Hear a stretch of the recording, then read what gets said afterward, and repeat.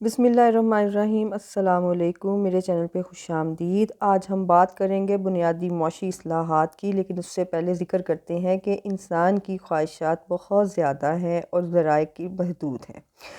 بہت زیادہ خواہشات اور محدود ذرائع کے پیش نظر انسان جد و جہد کا سلسلہ جاری رہتا ہے اور وہ کوشش کرتا ہے کہ اپنی خواہشات کو، اپنی ضرورتوں کو اپنی عقل اور ذہانت کے بل بوتے پہ پورا کرے، حاصل کرے، لیکن وہ اس چیز پہ بھی غور کرتا ہے کہ کون سی خواہشات کو پہلے پورا کیا جائے، کس کو ملتوی کیا جائے۔ صارف اسی انتخاب یا چناؤ کی بنیاد پر اپنی توازنی حل پر پہنچتا ہے۔ صارف کے توازن حاصل کرنے کی اس جد و جہد کو کنزیومر بیہیویئر صارف کا رویہ کہا جاتا ہے۔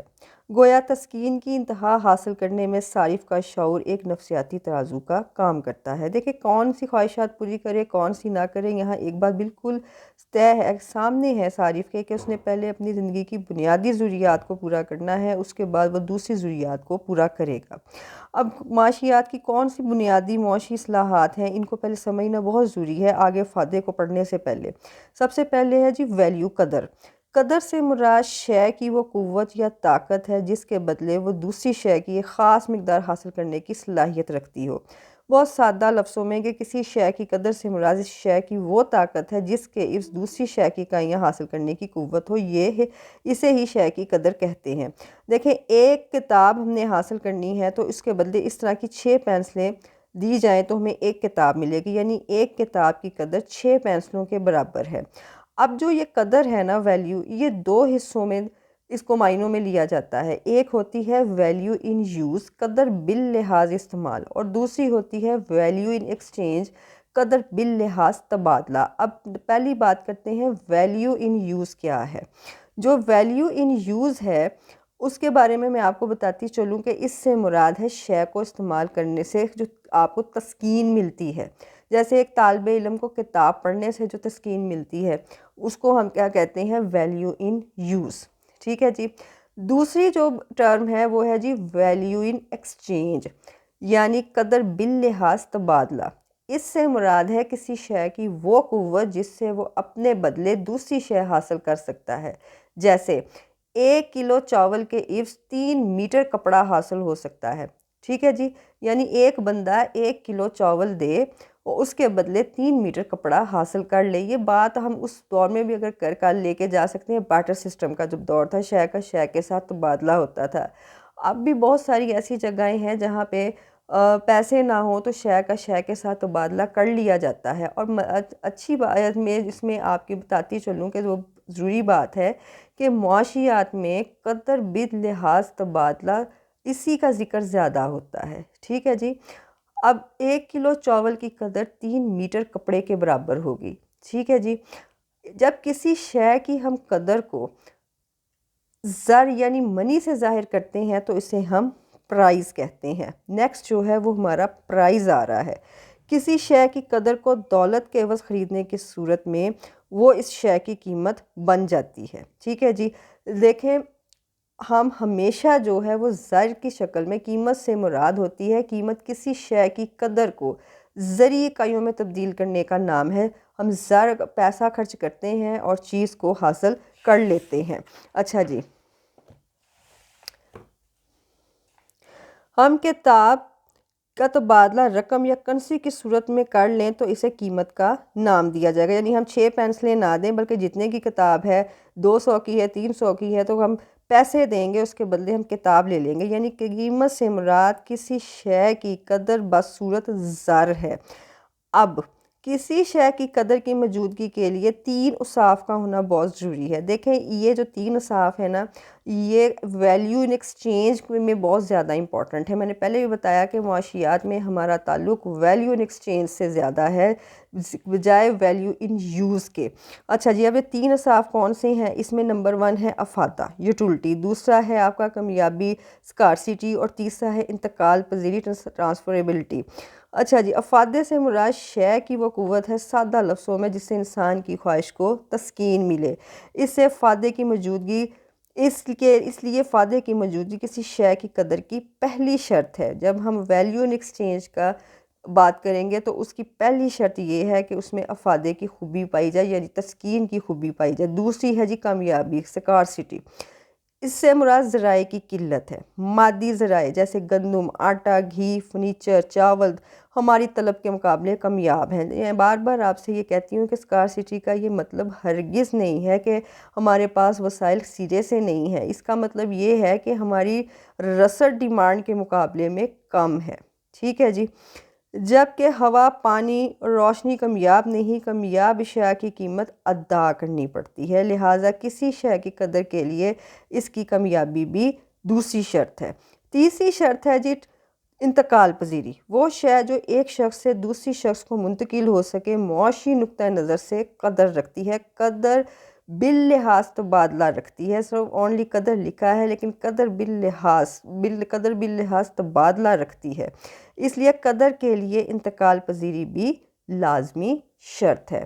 اچھا جی، اب نیکسٹ جو ہے افادے کی طرح قدر بھی ایک نفسیاتی امر ہے، اسے یاد رکھیے گا۔ کسی شے کی قدر مختلف افراد کے لیے مختلف ہوتی ہے۔ دیکھیں سردیوں میں اونی کپڑے کی قدر بہت زیادہ ہے کیونکہ سردی لگتی ہے، گرم کپڑا ہر کسی کو چاہیے، سردی سے بچنا ہے، لیکن گرمیوں میں ہر کوئی اسے دور دور کرتا ہے، اس کی کوئی ویلیو نہیں۔ اچھا جی، اب گرمیوں میں جو ہے وہ برف کی قدر بہت زیادہ ہے، اتنی شدید پیاس ہوتی ہے کہ ہر کوئی ٹھنڈا مشروب، ٹھنڈا پانی پینے کو ترجیح دیتا ہے، ٹھیک ہے جی۔ اگر جڑی بوٹیاں ہوں، وہ جنگل میں اگی ہوئی ہیں، انہیں کوئی استعمال نہیں کر رہا تو ان کی کوئی قدر نہیں ہوگی۔ اب انہی جڑی بوٹیوں کو توڑ کے اگر شہر میں لایا جائے اور انہیں استعمال کیا جائے، انہیں فروخت کیا جائے تو ان کی قدر میں اضافہ ہو جائے گا۔ اچھا جی، نیکسٹ آتی ہے جی آپ کی دولت، ویلتھ۔ دولت سے مراد ہر قسم کی کرنسی، سونا، چاندی، پراپرٹی وغیرہ لیا جاتا ہے، جبکہ علم معاشیات میں دولت سے مراد وہ اشیاء جو انسان کی حاجات کو پورا کرے، طلب کے مقابلے میں کامیاب ہوں، قدر کی بنیادی شرائط یعنی افادہ، کامیابی اور انتقال پذیری کو پورا کریں، دولت کہلاتی ہے۔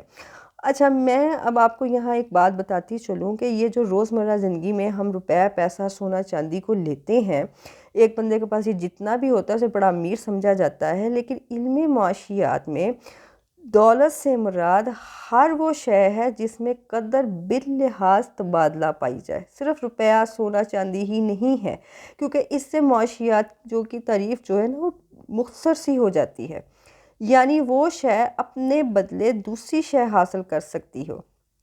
یہ تینوں خوبیاں پائی جانی بے حد ضروری ہیں، اس میں صرف روپیہ، سونا، چاندی نہیں آئے گا، اس میں قلم، کتاب، گھڑی، ریڈیو، موٹر سائیکل، کار وغیرہ سب چیزیں، ان میں قدر باللحاظ تبادلہ کی پائی جاتی ہے، قدر ویلیو پائی جاتی ہے اور تینوں خوبیاں پائی جاتی ہیں۔ بعض اشیاء میں فائدہ تو ہوتا ہے لیکن وہ کامیاب نہیں ہوتی، ان کو حاصل کرنے کے لیے کوئی قیمت ادا نہیں کرنی پڑتی۔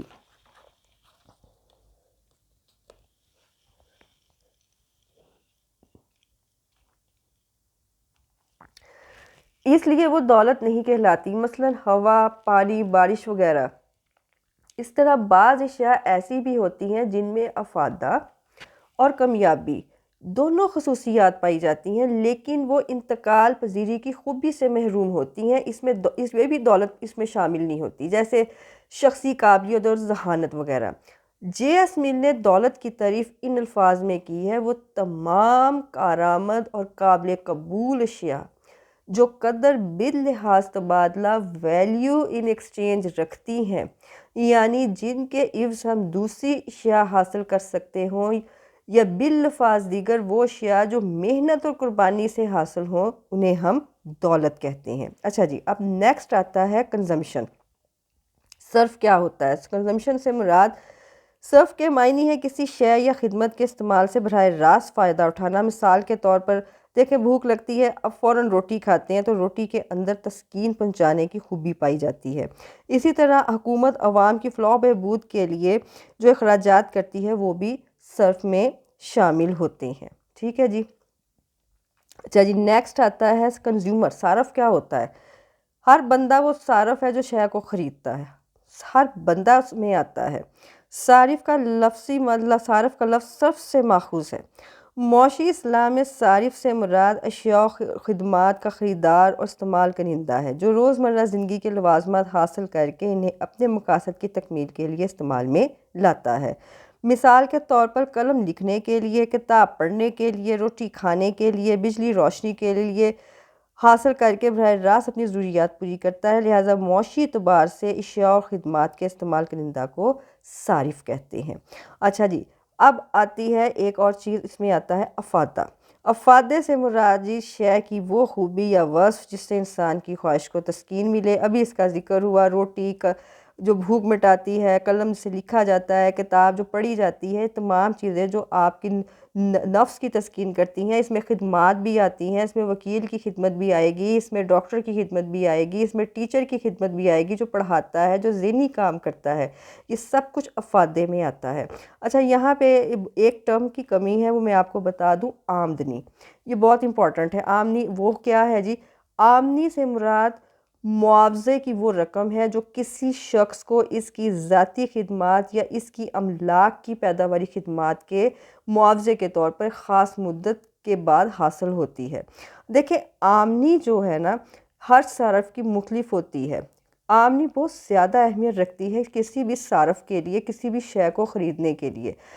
ہر صارف کی فطری خواہش ہوتی ہے کہ وہ اپنی آمدنی اس طرح خرچ کرے کہ اسے زیادہ سے زیادہ افادہ حاصل ہو۔